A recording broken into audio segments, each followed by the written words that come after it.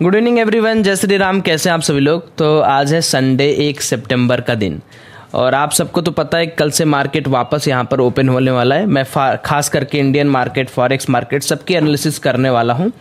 तो मेरा ये वीडियो जो रहता है ये थोड़ा लंबा होता है क्योंकि देखो पूरे हफ्ते के बारे में हम डिस्कस करेंगे, पूरे चार्ट को समझने की कोशिश करेंगे कि चार्ट के अंदर क्या बन रहा है, क्या दिखाने की कोशिश कर रहा है, और डेटा के ऊपर भी चेक करेंगे कि जो डेटा अभी आया हुआ है इंडिया का Q1 GDP जो स्लो डाउन हुआ है, और हाल ही में जो चुनाव आने वाला अमेरिका के अंदर, और साथ ही साथ में जो इजराइल ने कल एक बार और वार किया था उसके ऊपर हम लोग डिस्कशन करेंगे कि हमारा मार्केट कहाँ जा सकता है। तो आशा और उम्मीद मेरी ये है कि आप पूरा वीडियो देखेंगे। गोल्ड, बिटकॉइन, US ऑयल और कुछ करेंसीज पेयर पर भी डिस्कशन करेंगे और साथ ही साथ में बैंक निफ्टी के ऊपर भी डिस्कशन करेंगे। स्टार्टिंग से स्टार्ट करते हैं कि इस पूरे हफ्ते इसके पहले हुआ क्या। तो अगर पूरे हफ्ते का हम लोग एक बार सीन यहाँ पर देखना है, समझने की कोशिश करेंगे तो हमें ये देखने को मिल रहा है कि FII कुछ ना कुछ अमाउंट का खरीदारी करना स्टार्ट किया है इंडियन मार्केट के अंदर, और DIs कुछ ना कुछ अपना माल जो है वो धीरे धीरे चिपका रहे हैं रिटेलर्स को या निकाल रहे हैं। ओवरऑल जो सेंटिमेंट है इंडिया के ऊपर, जो पॉजिटिव सेंटिमेंट है वो ये है कि यहाँ पर जो इक्विटी स्टॉक्स हैं उनके अंदर अच्छा खासा रेवेन्यू देखने को मिल रहा है, कंपनीज अच्छा खासा परफॉर्म कर रही हैं। और अगर सारी कंट्रीज से हम कंपेयर करें तो अभी इंडियन स्टॉक मार्केट अपने बहुत ही सुनहरे दौर पर है। मतलब बहुत ज़्यादा ना बैंकिंग सेक्टर के अंदर खतरा है, ना तो बहुत ज़्यादा हम लोग किसी एग्रीकल्चर, माइनिंग, फाइनेंस, बिजनेसेस या किसी माइनिंग सेक्टर में कहीं पर भी अभी ऐसा जैसा कोई खतरा हमें मंडराता हुआ नहीं दिख रहा है। साथ ही साथ में एक और पॉजिटिव ट्रिगर यहाँ पर यह है कि फेड ने हाल ही में, अभी आपको पता होगा कि फेड ने रेट कट करने का भी थोड़ा बहुत अंदेशा जो है वो दे चुका है कि हमारे यहाँ सिस्टम सब सही है, हम अब एक बार रेट कट करने की कोशिश करेंगे। यहां पर एक कैच और है कि चाइना का जो PMI डेटा है, चाइना एक ऐसा देश जहां पर सबकी नजरें होती हैं कि इनके यहां मैन्युफैक्चरिंग डेटा किस तरीके से चल रहा है, क्योंकि ये सबका टॉप लेवल का मैन्युफैक्चरिंग डेटा रखता है। सबसे ज़्यादा अगर मैन्युफैक्चरिंग कहीं पर भी किसी भी सामान का होता है वो चाइना में होता है। तो चाइना का जो स्लो डाउन है वो इस बार भी माना गया था 48.5 आएगा, लेकिन वो 41 पे आया है। तो ड्रास्टिक ड्रॉप आ रहा है मैन्युफैक्चरिंग डेटा में। अब मैन्युफैक्चरिंग किस तरीके से डिपेंड करता है कि जैसे मान लो अगर कोई प्रोडक्ट ज़्यादा बन नहीं रहा है तो उसका दो रीज़न हो सकता है कि या वो कंट्री नहीं बनाना चाह रही है, वो डिमांड कम हो गया, और अगर डिमांड कम होते जा रहा है जैसे गाड़ियों का डिमांड, खिलौनों का डिमांड, या किसी अप्लाइंसेस का डिमांड, बिजली के तार का डिमांड, या बहुत जो भी आप अपने आसपास देते हैं, अगर उनका डिमांड कम हो रहा है तो ये हमारे लिए एक सीरियस और अलार्मिंग सिचुएशन है। लेकिन ओवरऑल जो मार्केट का पिक्चर है अभी तक के लिए, शुक्रवार तक के लिए जहां तक मार्केट क्लोज हुआ था, वो पिक्चर अच्छा है। और अगर कल के पिक्चर की बात करते हैं तो यहां पर ये देखने को मिल रहा है कि रिटेलर्स इस समय कमर कस लिए हैं कि भैया मार्केट इतना ऊपर है, अब तो मैं यहां पर नहीं खरीदूंगा, अब ना मैं यहां स्टॉक लूंगा, कुछ भी नहीं करूंगा। बट होता है ना कि यार डाउ थ्योरी अगर आप लोग सीखे होंगे तो एक बहुत सिंपल सी मैं आपको बात बता रहा हूं, जब तक पूरी दुनिया वेट करेगा कि यहां से क्रैश आ जाए, यहां से रिसेशन आ जाए, यहां से मार्केट करेक्ट हो जाए, मैं आपको गारंटी दे रहा हूं तब तक नहीं होगा कुछ। लेकिन जिस दिन मार्केट के अंदर सारे लोग बुलिश हो जाएंगे, करे यार वेट करते करते 25,000 से निफ्टी 26,000 हो गया, अब यार अब नहीं गिरेगा निफ्टी, अब नहीं गिरेगा, अब एक काम करते हैं सारे लोग अंदर चलते हैं, स्टॉक खरीदते हैं, कॉल खरीदते हैं, फ्यूचर खरीदते हैं, खूब धुआंधार बाइंग हो रही है, उसके बाद मार्केट ऐसा गिरेगा कि आप उसको समझ नहीं पाओगे। तो मार्केट के अंदर चाहे जो भी सिचुएशन हो दोस्तों, मेरा ये मानना है कि चाहे आप इन्वेस्टिंग करते हो, ट्रेडिंग करते हो, स्विंग ट्रेडिंग करते हो, फॉरेक्स करते हो, क्रिप्टो, जो भी करते हो, आप अपने रिस्क के हिसाब से प्ले करो। आशा, उम्मीद और झूठी दिलासा, ये तीन चीजें मार्केट के अंदर रख के काम मत करो। आज भी अगर आपको मार्केट के अंदर कोई इक्विटी लेनी है तो ये मत सोचो कि अरे यार निफ्टी 25,000 से यहां से अब 30,000 चला जाएगा, मैं तो धुआंधार खरीदता हूं। जब 18,000 से नहीं गिरा, 20,000 से नहीं गिरा, 23,000 से नहीं गिरा, 25,000 से नहीं गिरा, तो क्या ये 25,000 से 26,000 पे जाने पे मैं लूंगा तो गिर जाएगा? बिल्कुल गिर सकता है। स्टॉक मार्केट में भी कोई भी चीज लिखित नहीं होती है, अगर गिर सकता है तो ये आपके दिमाग में है तो काम आपका सही रहेगा। पिछले दिन शुक्रवार के दिन जब मार्केट अपना क्लोज हुआ था, रिटेलर्स ने यहाँ पर बहुत सारा कॉल बेचा और पुट खरीदा हुआ है। FII और प्रो यहाँ पर लंबा अच्छा खासा बुलिश ट्रेड बना के रखे हैं। तो अब इस चीज़ की एनालिसिस हम किस तरीके से कर सकते हैं कि हमारा मार्केट किस तरीके से काम करेगा। उसके ऊपर पहुंचने से पहले कुछ ऐसी चीज़ें हैं जिनको आपको समझ लेना है। पहली चीज़ यह है कि शुक्रवार के शाम को इंडिया का Q1 का GDP हाईलाइट आया, जिसमें रियल GDP ग्रोथ बिना डिफ्लेटर के, याद रखिएगा जब भी हम GDP ग्रोथ की बात करते हैं तो हम एक डिफ्लेटर यूज करते हैं कि भाई हम पूरा का पूरा एक साल करना चाहते हैं या सिर्फ एक क्वार्टर करना चाहते हैं। अब आप इस GDP डेटा को सोचकर ये मत सोचना कि नहीं यार इस क्वार्टर तो GDP बहुत ज़्यादा गिर गया है तो बहुत गलत न्यूज है। नहीं, GDP का फैक्टर डिपेंड करता है कि कैसे कैसे बिजनेसेस चले, रूरल डिमांड क्या था, अर्बन डिमांड क्या था, सप्लाई चेन डिसरप्टेड तो नहीं हुआ, मैन्युफैक्चरिंग PMI डेटा क्या कह रहा है, किस तरीके से है। तो हम ये जो GDP डेटा देख रहे हैं, इस GDP डेटा के बाद भी अभी तक जो ईयरली ग्रोथ का एस्टिमेट है वो वहीं पर है, 7% का है। और देखिए जब इन्फ्लेशन के ऊपर डिस्कशन हो रहा है और अगर अमेरिका इस सितंबर में रेट कट कर देगा तो आपको एक मैसिव रन देखने को मिल सकता है स्टॉक मार्केट के अंदर। या ये उल्टा भी हो सकता है, जैसे एक पूरा का पूरा समुदाय है, मान लो वो ये सोच रहा है यार कि अभी तो मार्केट गिरा नहीं, वो बियरिश बंदे हैं। अब मान लो कि रेट कट हो गया, रेट कट होने के बाद बेचारे इनको और एक सदमा लगेगा कि यार अब तो रेट भी कट हो गया, अब एक काम करता हूं अपना बियरिश व्यू छोड़ के बुलिश हो जाता हूं। देखिए किस तरीके से मार्केट प्ले कर सकता है। भाई दुनिया को पता है कि रेट कट होगा तो पैसा खूब आएगा, सरप्लस आएगा, लेकिन ऐसा भी नहीं है कि स्थिति बहुत अच्छी है। अभी आप देखो कितने कंट्रीज में रिसेशन का खतरा अभी भी मंडरा रहा है। अमेरिका के अंदर बात कर लो, UK के अंदर बात कर लो, जर्मनी के अंदर बात कर लो, जापान के अंदर बात कर लो, चाइना देखो कितना, इतना डेवलप्ड कंट्री होके चाइना कितना नीचे जा सकता है उसका स्टॉक मार्केट। तो कुछ भी हो सकता है। तो कहीं यहां पर लेने के देने ना पड़ जाए कि रेट कट के चक्कर में एक दो दिन मार्केट ऊपर गया और वहीं से टॉप बनाकर नीचे आया, क्योंकि इसकी पॉसिबिलिटी ज्यादा है। तो मैं ये भी बोल रहा हूं कि रेट कट का सपना देखकर अभी मत कूद जाना मार्केट के अंदर, या हैवी इन्वेस्टमेंट या हैवी ट्रेडिंग का प्लान मत करना। एकदम नॉर्मल आदमी बन के रहो। अभी मार्केट के अंदर सब कुछ बहुत ज्यादा वोलेटाइल है। दुनिया जहान में कुछ ना कुछ रोज होता है, कहीं इलेक्शन होता है, कहीं वार हो रहा है, कहीं लड़ाई हो रहा है, कहीं कुछ हो रहा है। इतनी वोलेटिलिटी के अंदर, मार्केट के अंदर आप संभल कर काम करो, आपका पैसा बनेगा। इस GDP डेटा को देखने के बाद आपके दिमाग में बिल्कुल भी डिस्कस नहीं होना चाहिए कि ये डेटा बहुत खराब है। खराब है ये मैं नहीं कह रहा हूं, लेकिन ये मत सोच लेना कि ये डेटा आपको राजा बना देगा पुट साइड में। नहीं, ऐसा नहीं होगा। मार्केट थोड़ा करेक्ट कर सकता है, क्योंकि अभी भी जो हमारे पास रियल GDP का जो ईयरली ग्रोथ फॉरकास्ट है वो अभी भी मेंटेन्ड है। साथ ही में IMF और वर्ल्ड बैंक ने भी इंडियन स्टॉक मार्केट या इंडिया का जो GDP फॉरकास्ट है उसको रेज ही किया है, कम नहीं किया है। तो मेरी रिक्वेस्ट आपसे है कि ये डेटा जो है, डेटा देख के डिकोड करने की कोशिश किया करिए। Q1 का सिर्फ रियल GDP डेटा है। दूसरी बात कर लेते हैं कि अमेरिका की बाजार किस तरीके से क्लोज हुए वो आपने देखा है, उसके बारे में हम डिस्कस नहीं करेंगे।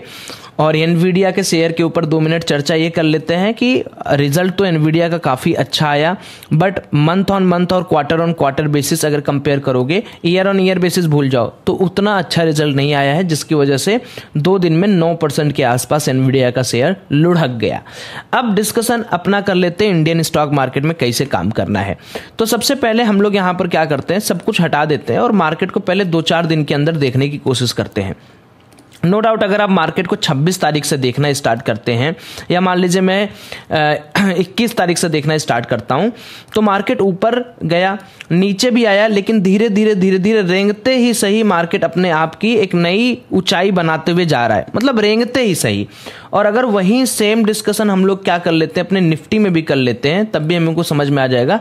निफ्टी में भी अगर आप देखो, मार्केट भले धीरे धीरे लेकिन रेंगते ऊपर जा रहा है। इट मीन्स मार्केट के अंदर जो पार्टिसिपेंट्स है वो इस बात को मानने के लिए बिल्कुल तैयार हैं कि भाई हम भले थोड़े बहुत स्लो जा रहे हैं, बट हमें अभी बाइंग के साइड ही रहना है। ये मैं नहीं कह रहा हूं, ये चार्ट बोल रहा है।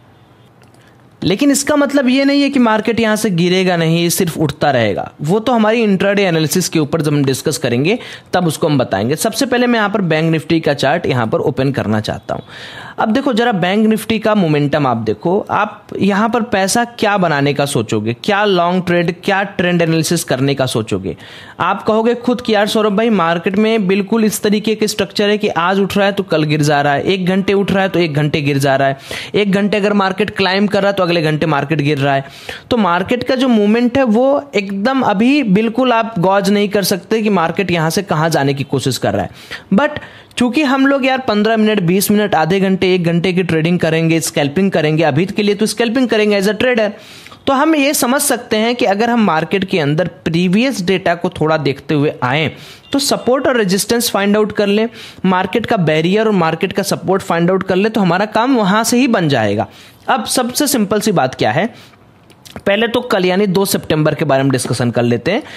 मार्केट की क्लोजिंग यहां पर हुई है, 15 मिनट का चार्ट में लगा रहा हूं। मार्केट के अंदर क्या हुआ, पिछले 2 दिन के अंदर अगर आप देखोगे तो चार्ट कुछ अच्छा बना नहीं है, यानी चार्ट के अंदर कुछ ऐसा, 2 दिन क्या 1 दिन के अंदर की बात बता रहा हूं, 2 दिन तो यहां से हो जाएगा। चार्ट के अंदर कुछ अच्छा बना हुआ नहीं है, मार्केट ऊपर नीचे, ऊपर उठता है नीचे गिरता है, ऊपर उठता है नीचे गिरता है, और मार्केट ने एक सडन लो क्लोजिंग करके मार्केट के अंदर काम किया है। तो अगर मैं यहां पर देखूं तो मार्केट के अंदर इंस्टेंटेनियस सपोर्ट मेरा क्या है, ये है, यानी 51,270 50 का इंस्टेंटेनियस सपोर्ट है।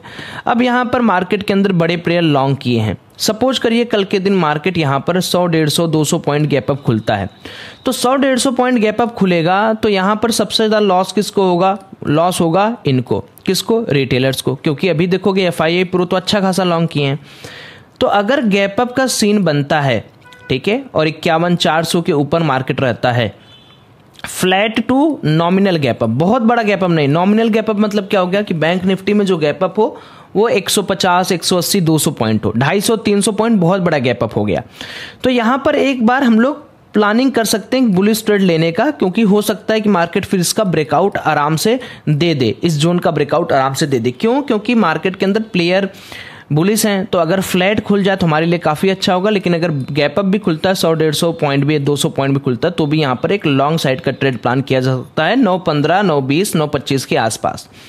लेकिन अगर मान लीजिए मार्केट बड़ा गैप अप खुल गया 300, 350 पॉइंट, या मान लो मार्केट यहां कहीं खुल गया 51,450, 51,500 के एरिया के आसपास, और मार्केट खुलते ही क्या आपको दिख रहा है कि यहां पर मार्केट रेड कैंडल बना रहा है, तो इसका क्या मतलब आएगा, अगर मार्केट खुलते ही निगेटिव जाने लग रहा है नीचे, इस तरीके का पैटर्न बना रहा है, और आपको दिख रहा है कि मार्केट सस्टेन नहीं कर पा रहा है, अपने हाई को क्रॉस नहीं कर पा रहा है 5 मिनट, 3 मिनट का चार्ट में, जो भी आपको देखना होगा, तो आप ये बिल्कुल वहां पर एज्यूम तो कर ही सकते हैं कि जो लोगों ने लॉन्ग पोजीशन बनाया है वो ज्यादा कंफर्टेबल नहीं है।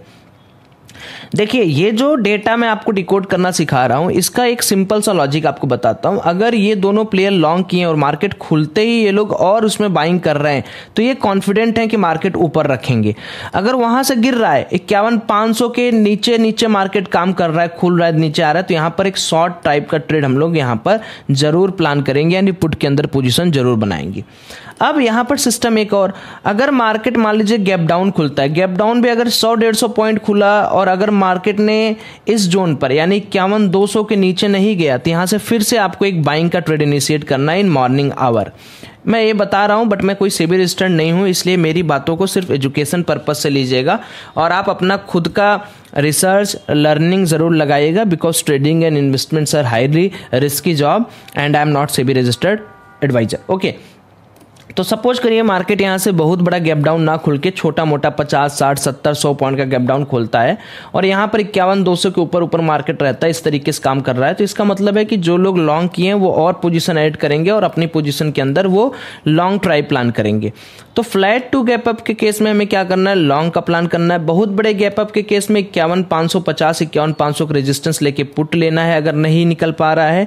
बहुत छोटे गैप डाउन है 50, 100, 150 पॉइंट के गैप डाउन में अगर मार्केट यहाँ सपोर्ट ले रहा है तो लॉन्ग करना है। हाँ, अगर मार्केट 51,200 के नीचे निकल गया है ना, 51,200 नहीं 51,150, इस कैंडल के नीचे, इसके नीचे, इसके नीचे, अगर इसके नीचे मार्केट निकल गया, ये जो लास्ट क्लोजिंग डे है 51,150 के नीचे, तो फिर ये FII और प्रो को भी अच्छा खासा शॉर्ट पोजीशन में अपना प्रॉफिट बुक करना पड़ेगा। तो यहाँ पर हम लोग एक शॉर्ट का प्लान कर सकते हैं।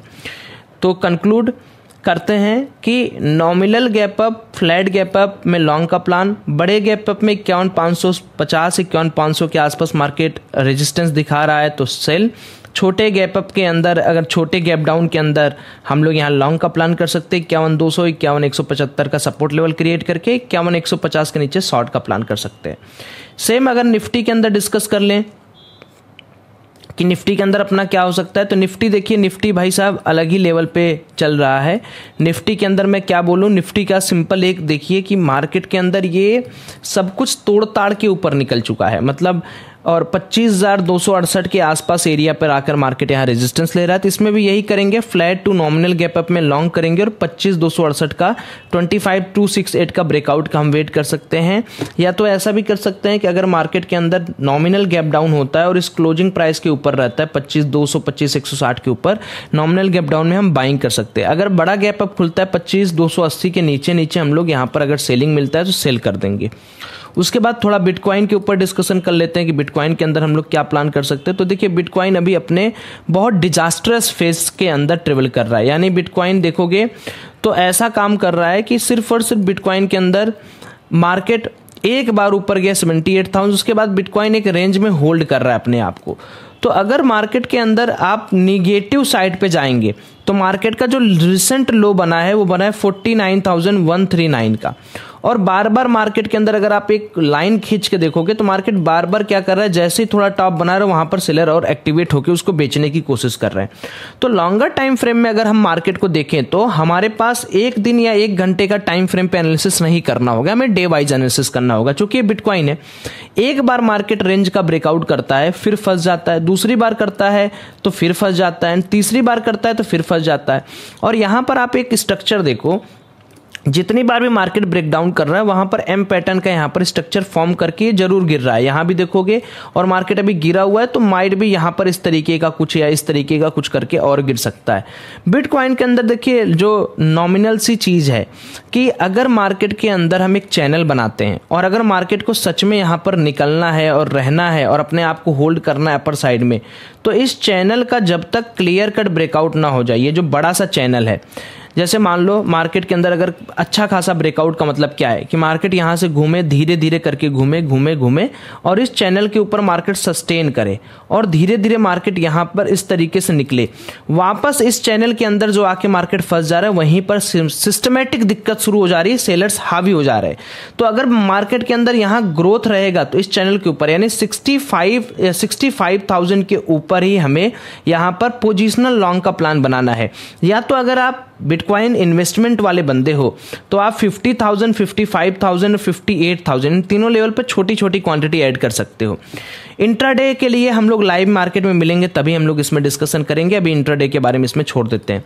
गोल्ड के बारे में डिस्कस कर लेते हैं। गोल्ड अपना बहुत अच्छे जोन से बहुत धीरे धीरे मार्केट सपोर्ट बनाते बनाते ऊपर ही है, यानी अभी भी अगर आप देखोगे तो गोल्ड के अंदर जो बाइंग का डिमांड है वो कम नहीं हो रहा है, बार बार गोल्ड जो है वो धीरे धीरे करके बढ़ते जा रहा है और मार्केट गोल्ड का जो है वो वोलेटाइल होते जा रहा है धीरे धीरे। अगर आप देखोगे तो यहाँ पर एक चैनल का क्रिएशन हो रहा है, नीचे से अगर आप देखोगे एक सपोर्ट चैनल का क्रिएशन हो रहा है, तो कहीं ना कहीं मार्केट के अंदर इस तरीके का पैटर्न बना हुआ है कि हर बार गोल्ड जितनी बार गिरने की कोशिश करता है वहां पर एक नया सपोर्ट का क्रिएशन हमें देखने को मिल जाता है।